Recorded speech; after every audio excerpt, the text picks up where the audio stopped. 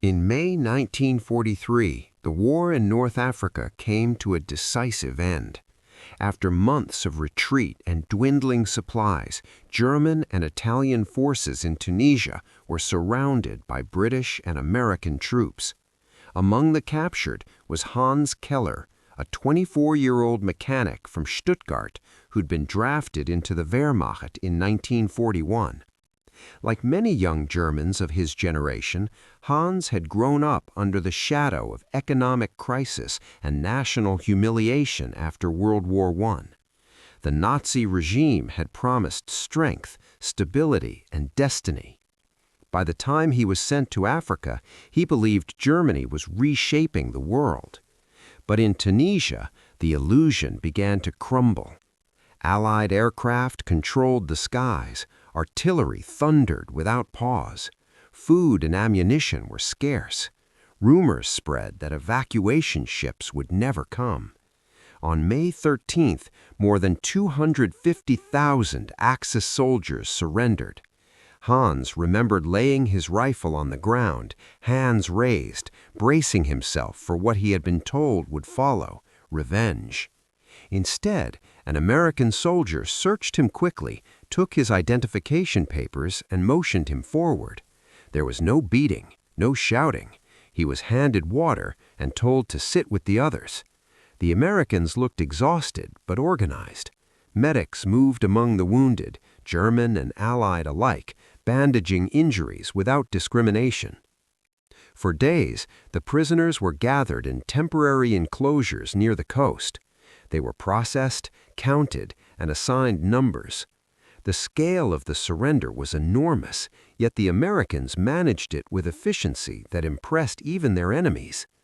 Hans overheard fellow prisoners whispering that perhaps the stories they had heard about American brutality had been exaggerated. Soon, transport ships arrived. Under guard, the prisoners were marched aboard. The holds were crowded, but the men received regular meals and medical checks. The Atlantic crossing was tense. German submarines still prowled the waters. Some prisoners secretly hoped their navy might rescue them, but the convoy moved steadily westward, escorted by destroyers and aircraft. During the voyage, Hans saw something that unsettled him deeply. Through small openings in the ship's structure, he glimpsed other vessels stretching across the horizon: cargo ships, tankers, troop transports. The sheer number seemed endless. Germany had once dominated Europe, yet here was evidence of a logistical machine operating on a scale he had never imagined. After weeks at sea, the convoy docked at an American port, Norfolk, Virginia. It was night, yet the harbor was brightly lit. Cranes moved constantly, unloading supplies. Trains waited nearby to carry cargo inland. The war had darkened German cities to avoid air raids, but here light poured across the docks as if conflict were a distant rumor. The prisoners were quickly loaded onto trains. As the cars rolled inland, Hans pressed his face to the small window. What he saw astonished him: vast fields of corn and wheat, farms dotted with silos and tractors, towns untouched by bombing. Rail yards filled with freight cars stretched for miles. Factories hummed day and night. He had been told America was chaotic and weak, divided by internal problems. Instead, he saw order and movement. The trains ran on time. Highways carried endless streams of vehicles. Even small towns appeared prosperous compared to wartime Germany. Eventually, the train stopped in rural Texas. The prisoners were marched to a newly constructed camp, surrounded by barbed wire and guard towers. Inside stood wooden barracks, a mess hall, a medical building, and administrative offices. Everything looked freshly built, as if prepared specifically for their arrival. Hans's first meal in the camp shocked him. Bread, meat, vegetables, and coffee were served in generous portions. By 1943, civilians in Germany survived on strict rations, often supplemented by black market purchases. Here, even as prisoners, they were fed according to the Geneva Convention standards, rations comparable to those of American soldiers. That night, lying in a bunk bed with a real mattress and blanket, Hans felt confusion more than relief. He was thousands of miles from home, behind barbed wire in enemy territory, yet he was safe. The enemy he had feared seemed disciplined rather than cruel. In the weeks that followed, the prisoners adjusted to camp life. They were assigned work details, attended roll calls, and received occasional mail from home. News filtered in, Allied landings in Italy, heavy bombing of German cities. Each letter described shortages and destruction.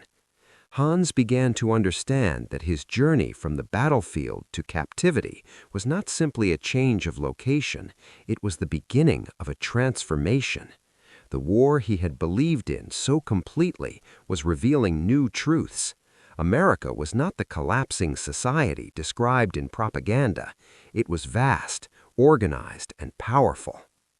Behind the barbed wire of a Texas camp, the first cracks appeared in the certainty he once carried into battle. The first weeks in Camp Hearn, Texas, were filled with cautious observation. Hans and his fellow prisoners expected hidden hostility, perhaps delayed punishment. Instead, daily life settled into a predictable routine: wake-up call at dawn, roll call, breakfast, work assignments, evening recreation. The camp commander addressed the prisoners through interpreters, explaining the rules. As long as they followed regulations, they would be treated humanely. The Geneva Convention was referenced often. This surprised Hans. International law had rarely been discussed in his military training.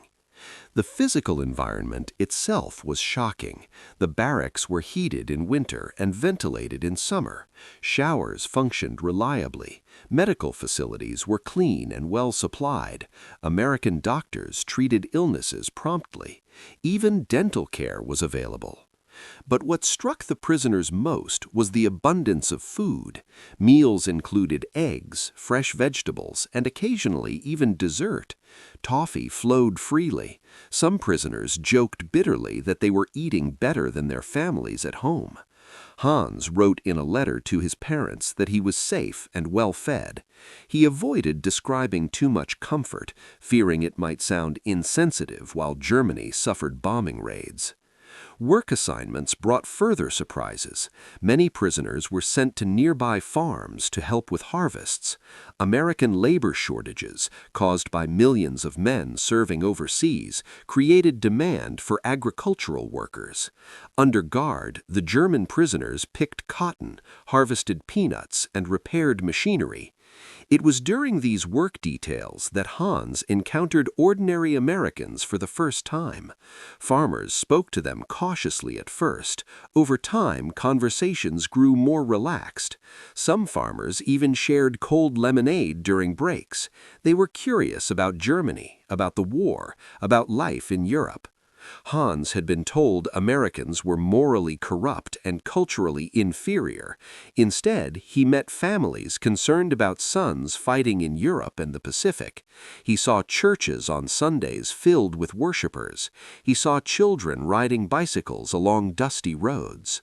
One afternoon, while repairing a tractor engine, Hans noticed the machine's design: efficient, powerful, mass-produced.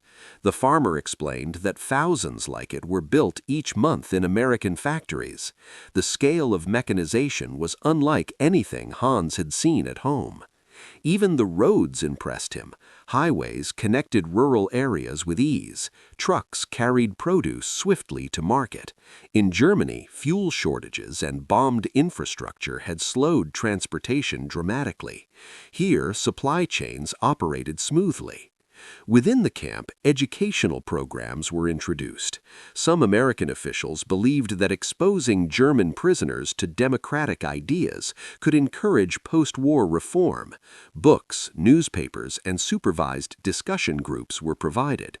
Hans began reading American newspapers, carefully screened but still revealing a society engaged in open debate. He learned about congressional elections, labor unions, and civil rights discussions. While not without problems, American society appeared dynamic and self-critical, traits absent from the tightly controlled information environment of Nazi Germany. The guards, many of them older reservists, often displayed a mixture of professionalism and mild curiosity. They were not eager executioners, but men doing assigned duties. Some even admitted they hoped the war would end soon so they could return home. Gradually, Hans's fear faded. In its place grew a quiet astonishment. America did not appear exhausted by war. Instead, it seemed energized by it. Factories expanding, farms increasing production, cities operating around the clock. The first impressions formed during those early months would remain with him for life. The United States was not what he had been taught. It was wealthier, larger, and more organized than he could have imagined. And this realization was only the beginning. By late 1943, Hans Keller had settled into the rhythm of captivity. But the deeper shock was still unfolding. It was not simply that he was treated decently. It was not only the food or the functioning infrastructure. It was the scale of American production that began to reshape his understanding of the war.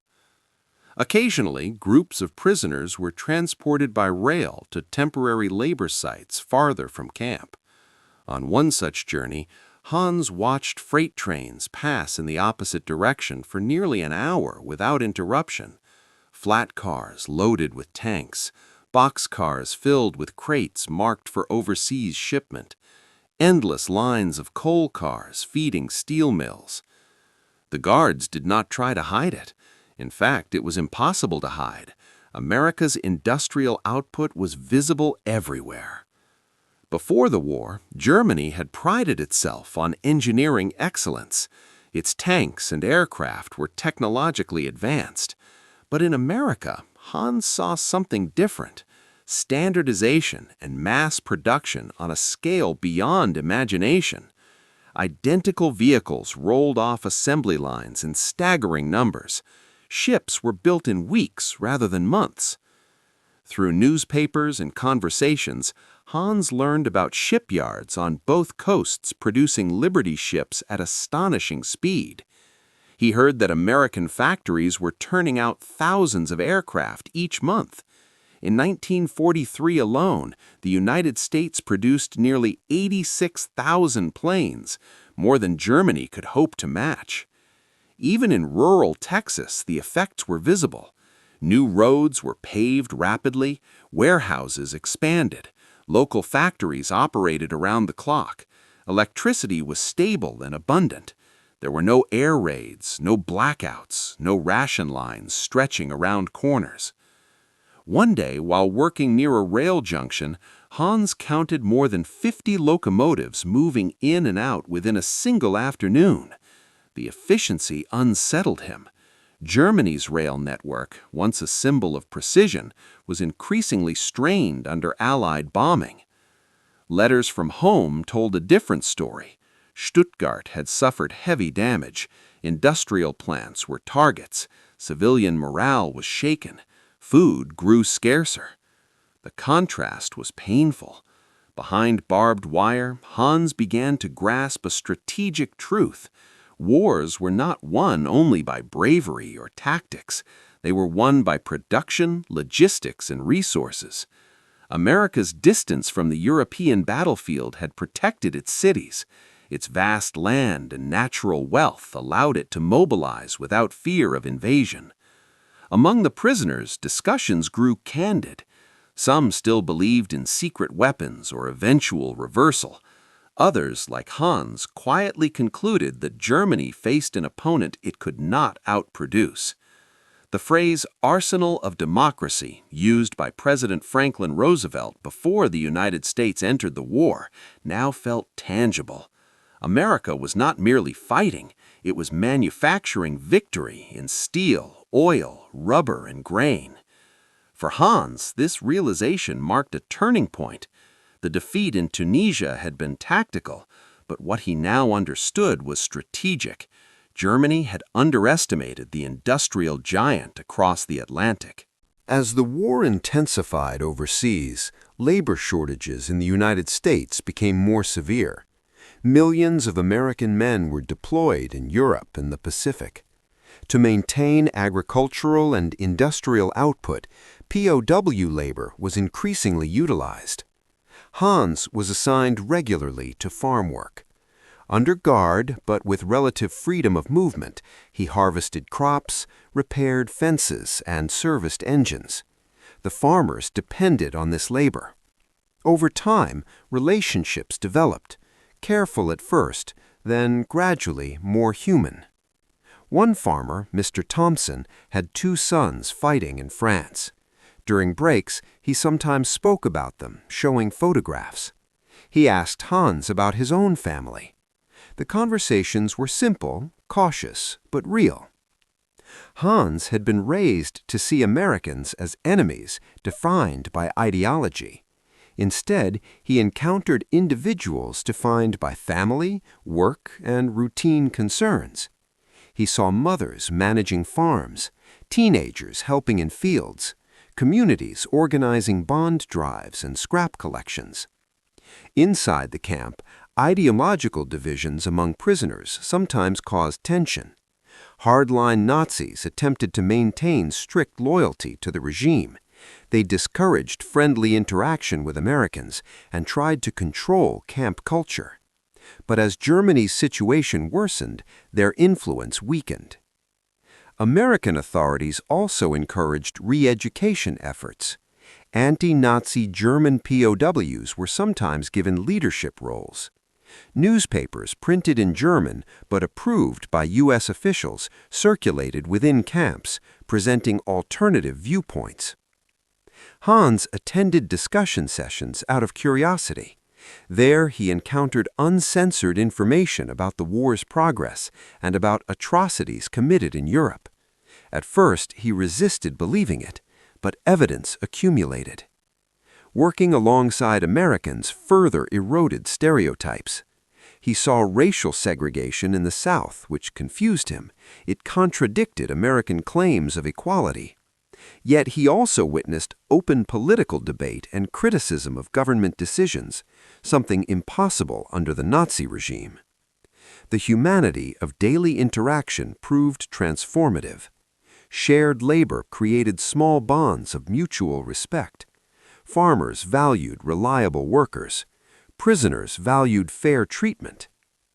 By 1945, Hans no longer saw himself solely as a defeated soldier. He was a participant in a strange exchange, an enemy laboring within the economy of the nation he had fought. The experience did not erase loyalty to his homeland, but it complicated it. America was not the monster of propaganda. It was a complex society, flawed yet powerful, confident yet pragmatic. In May 1945, Germany surrendered unconditionally. News reached the camp through official announcements.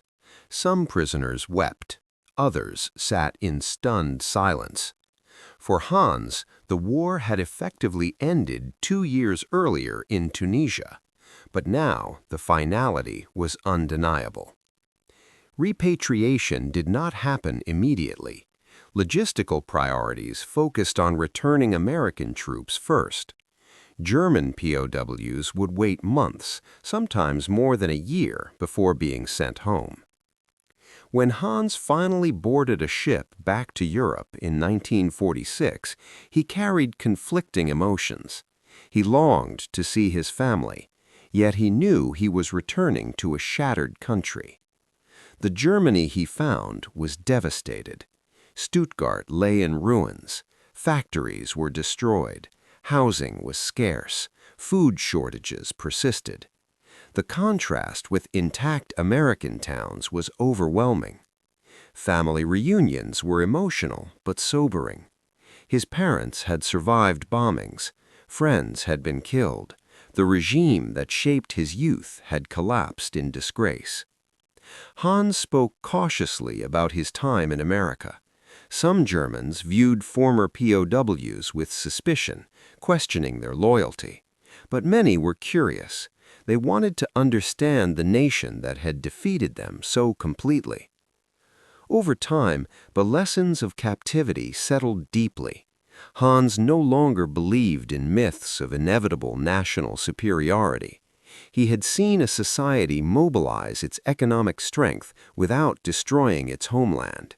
He had witnessed industrial capacity translate directly into military dominance. In the late 1950s, amid West Germany's economic recovery, Hans made a surprising decision. He emigrated to the United States. The country that had once imprisoned him now represented opportunity. He settled in the Midwest, found work as a mechanic, and eventually became a citizen. His story was not unique. Thousands of former German POWs returned voluntarily, drawn by the prosperity and stability they had observed during captivity. Looking back decades later, Hans described his surrender not as the end of his life, but as the beginning of a broader education. The battlefield had taught him discipline and fear. America had taught him scale, of industry, of resources, of possibility. The shock he felt upon arrival in 1943 never fully faded. It transformed into respect, then into understanding. For many German POWs, captivity in the United States became an unexpected window into a different world, one whose industrial might had not only won the war, but reshaped their own futures forever.